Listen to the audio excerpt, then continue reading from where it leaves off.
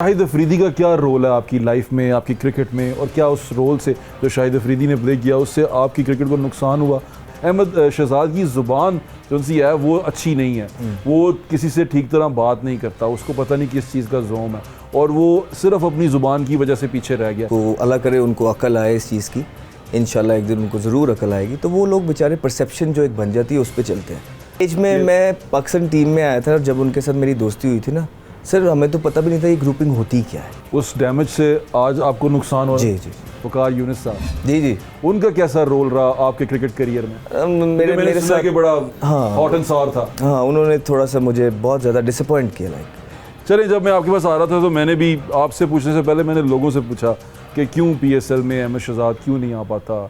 मैंने और बहुत सारे लोगों क्रिकेट के लोगों से पूछा जो क्रिकेट से इन्वॉल्व है, उनसे पूछा, उनसे बातचीत की। उन्होंने एक बात की, मैं वो एक बात आपसे पूछना चाहता हूँ। उन्होंने कहा अहमद शहजाद की ज़ुबान जो सी है वो अच्छी नहीं है, वो किसी से ठीक तरह बात नहीं करता, उसको पता नहीं किस चीज़ का ज़ोम है और वो सिर्फ अपनी ज़ुबान की वजह से पीछे रह गया। क्या ये बात ठीक है? नहीं, वह वो लोग पागल हैं। नहीं, वह उनको अल्लाह करे उनको अकल आए इस चीज़ की, इंशाल्लाह एक दिन उनको ज़रूर अकल आएगी। तो वो लोग बेचारे परसेप्शन जो एक बन जाती है उस पर चलते हैं। अब जब मैं आपको जानता ही नहीं हूँ, आप मुझे बताइए, अगर मैं आपको उस पर जज करने लग जाऊँगा तो वो नईव इंसान ही कर सकता है। तो अल्लाह करे हम अपने मुल्क में इंशाल्लाह ऐसा एजुकेशन सिस्टम लेके आएँ कि जो लोग हैं जो परसेप्शन पे बिलीव करते हैं ये इन चीज़ों से बाहर ये क्यों बना लेते हैं परसेप्शन? सर ये तो फिर it's a cultural thing, it's a cultural thing. This has to, जहाँ इतना ज़्यादा मीडिया इन्वॉल्व होगा और जहाँ पे आप 5th जनरेशन वॉर में आप जी रहे हैं, जहाँ पे कीपर्ड पे जंगें होनी है, तो वहाँ पे you expect this. Shahid Afridi का क्या रोल है आपकी लाइफ में, आपकी क्रिकेट में, और क्या उस रोल से जो शाहिद अफरीदी ने प्ले किया उससे आपकी क्रिकेट को नुकसान हुआ, आपके क्रिकेट करियर को नुकसान हुआ? शाहिद भाई देखिए, एक सुपरस्टार हैं और पाकिस्तान की जान है और मैंने जितना उनका फ़ैन फॉलोइंग उनकी देखी है, हम तो आइडियलाइज़ करते थे और बहुत ज़्यादा चीज़ें उनसे सीखी भी हैं, ग्राउंड के अंदर, ग्राउंड के बाहर भी। So is a wonderful personality. उनका कोई नेगेटिव इन्फ्लुएंस तो नहीं हुआ आपको?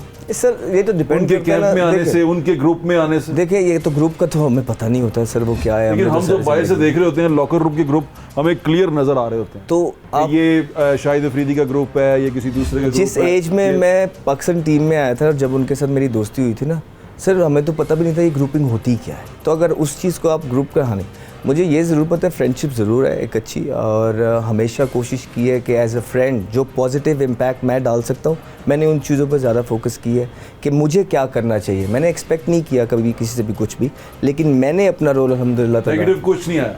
किस चीज़ पे सर? वो तो आप देखें, मेरा देखने का नज़रिया ये नहीं है। मैंने कभी ये सोचा ही नहीं कि इससे मैंने कोई फ़ायदा या नेगेटिव या अपॉर्चुनिटी मिस हो गई हो उनकी वजह से। सर हो सकता है कि कोई अभी अपॉर्चुनिटीज़ मिल भी गई हो सकता है मिस भी हो गई हो। अब ये तो इवैल्यूएट करना है कि मिली ज़्यादा कि मिस ज़्यादा हो, ये मैं नहीं करता। मेरा काम है आपके साथ दोस्ती करना, मैं उस पर फोकस करता हूँ। ठीक है।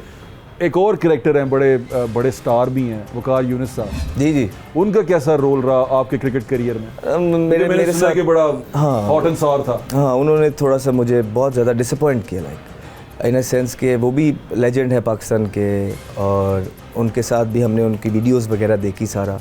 मुझे बड़ी खुशी थी जब मैं उनके अंडर खेल रहा था, लेकिन how things turn out to be, वैसे ही हर्ट हुआ मैं। अब मैं इस टाइम क्या बताऊं क्या हुआ क्या नहीं, थोड़ा सा तो अगर वो सुन भी लें तो उनको सिर्फ ये है कि एज थोड़ा सा बता दें, क्योंकि मैं ये जानना चाहता हूँ, नए लड़के खेल रहे हैं और वो आपकी तरह के कई अहमद शहजाद जो अभी बन रहे होंगे, तो उनको आते हुए मुश्किलात होंगी। देखिए, उनके साथ जब वो कोच थे तो मेरी अंडरस्टैंडिंग अच्छी नहीं थी। अच्छा। और मुझे नहीं पता है क्यों, और अगर जानने की कोशिश की क्यों? हाँ, वो कुछ जो चीज़ें मुझे पता लगी वो इतने कोई लेम रीजंस शायद मुझे लगे कि मुझे लगा नहीं कि मैं ये इस चीज़ की वजह से मेरा क्या ताल्लुक बनता है। शेयर करेंगे? नहीं, अभी तक देखे नहीं किए, तो अभी कैसे मैं करूँ। मैं ये ज़रूर बोलता हूँ कि मैं बहुत हर्ट हुआ, क्योंकि एज यंगस्टर जब आप टीम में आते हो, अपने लेजेंड्स के साथ काम करते हो, you expect something else from them, और the way things turn out to be, और जो चीज़ें PCB की तरफ से ये बाहर आई और उनके लोगों ने जो बताया, टीम में तो जो हो रहा था वो तो हो रहा था, आई वाज फेसिंग, लेकिन हमने कभी भी उस चीज़ को बयान नहीं किया।